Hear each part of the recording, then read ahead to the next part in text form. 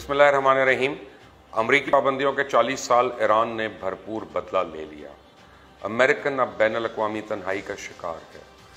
दुनिया में हमेशा वही कौमें कामयाब होती हैं जो ताकतवर के सामने डट कर खड़ी रहती है। ईरानी जो है दुनिया की कदीम कौम में से एक है।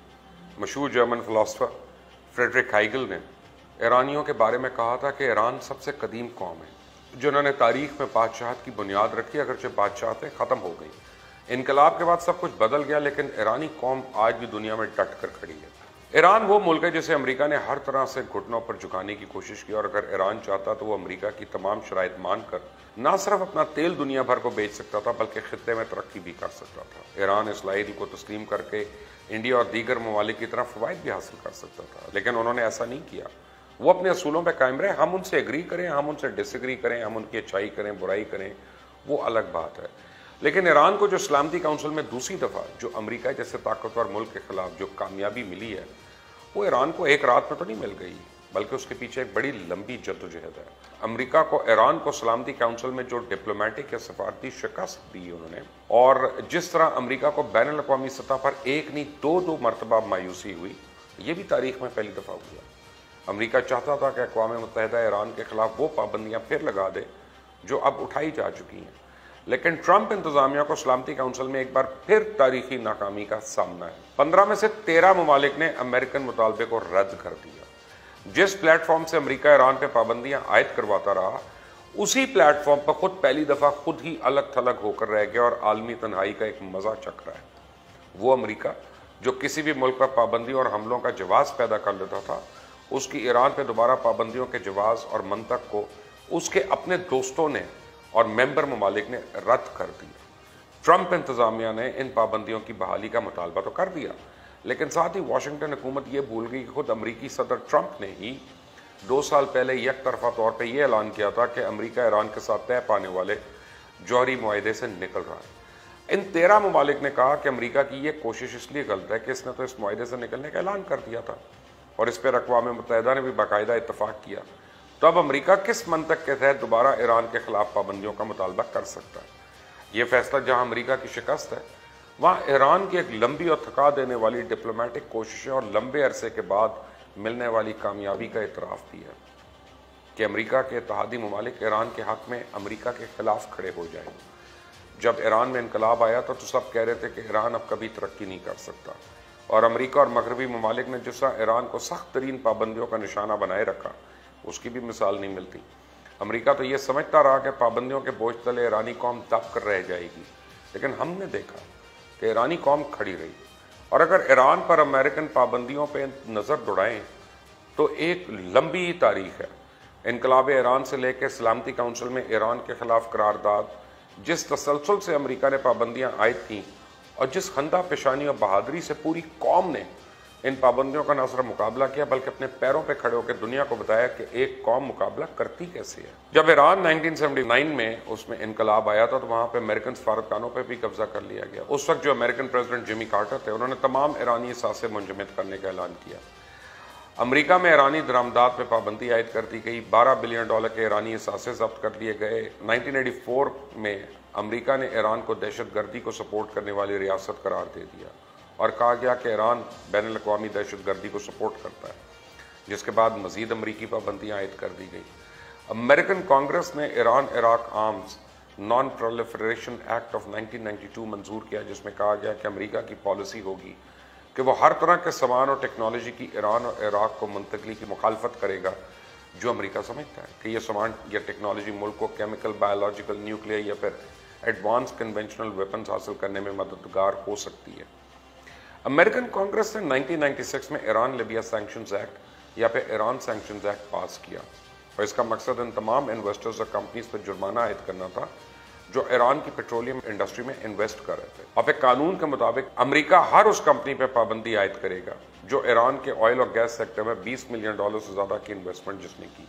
97 के दौरान अमेरिकन प्रेसिडेंट बिल क्लिंटन ने एग्जीक्यूटिव ऑर्डर्स जारी किए।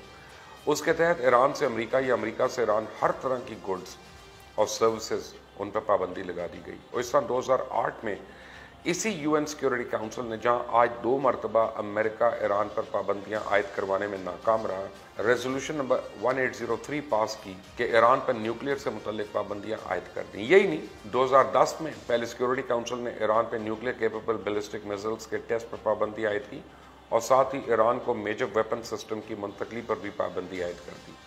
10 जून 2010 को अमेरिकन कांग्रेस ने ईरान पर बड़ी पाबंदियों और एहतसाब करने का एक्ट अपनाया।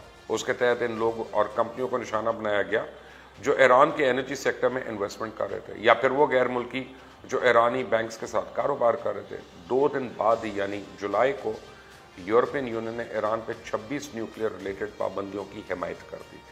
2011 में ईरान के सेंट्रल बैंक पर अमेरिकन कांग्रेस ने पाबंदियां आयद करने की इजाज़त दी और हर उस मुल्क के बैंक्स पर जो ईरान से 6 महीनों में तेल की इंपोर्ट्स में कमी नहीं करते, अगले साल यूरोपियन यूनियन में भी ईरानी तेल की इंपोर्ट पर पाबंदी पर राजी हो गई और अमेरिकन कांग्रेस ने दूसरी दफा पाबंदियों की धमकी दे दी और 2013 में एक बार फिर इन कंपनीज को पाबंदियों की धमकी दी गई जो ईरान में कारोबार कर रहे थे। 2015 में अमेरिका और यूरोपीय ममालिक ने ईरान के साथ न्यूक्लियर डील करने का फैसला किया। उसके तहत अमेरिका, यूरोपियन यूनियन और अक़वाम मुत्तहिदा की पाबंदियां नरम की जाएंगी। 2016 में अमेरिका ने अगरचे कुछ पाबंदियां हटाई, लेकिन ईरान पर पहले से मौजूद पाबंदियां कायम रहीं और दिसंबर के महीने में इन पाबंदियों को मजीद 10 साल के लिए तोसी देने बिल पास किया जो बाद में कानून बना दिया गया।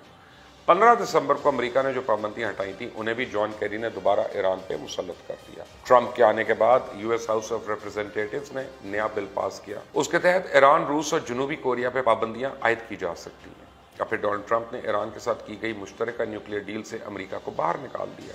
अब ये है ईरान पर लगाई गई सैंक्शंस की चंद मिसालें जिससे ईरानी कौम की कमर तोड़ने की कोशिश की गई। अमेरिकन पाबंदियों से ईरान की मईशत को शदीद नुकसान पहुंचा। ईरानी तेल की बरामद शदीद मुतासर हुई। ईरानी तेल की कीमत गिर गई। ईरानी करेंसी की कदर गिरती रही। लोगों की लिविंग कॉस्ट बहुत ज़्यादा कॉस्टली हो गई, लेकिन ईरान खड़ा रहा।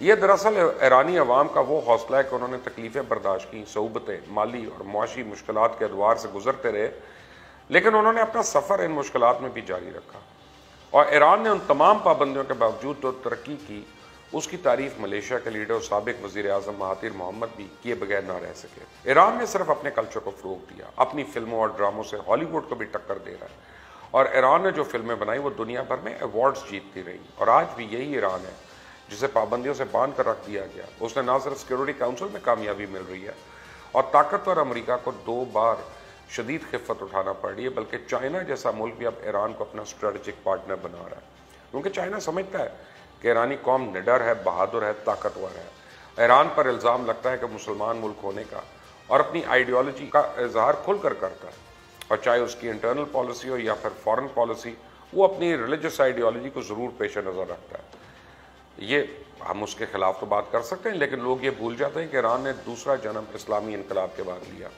और आज ईरान जहाँ भी खड़ा है वो शायद अपने इनकलाब की बदौलत है।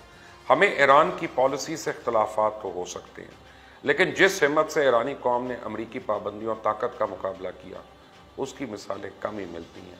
अब सोचना ये है कि क्या हम भी ऐसी कौम हैं? वाकई हम अपने आप को ज़िंदा कौम तो कहते हैं, लेकिन क्या अगर हम पे इस तरह की पाबंदियां लगें, सैंक्शंस लगें, हम दवाइयों के बगैर, खाने पीने की अशिया के बगैर, कारोबार ज़िंदगी के बगैर इस तरह से ज़िंदगी गुजार सकते हैं? कितनी देर तक?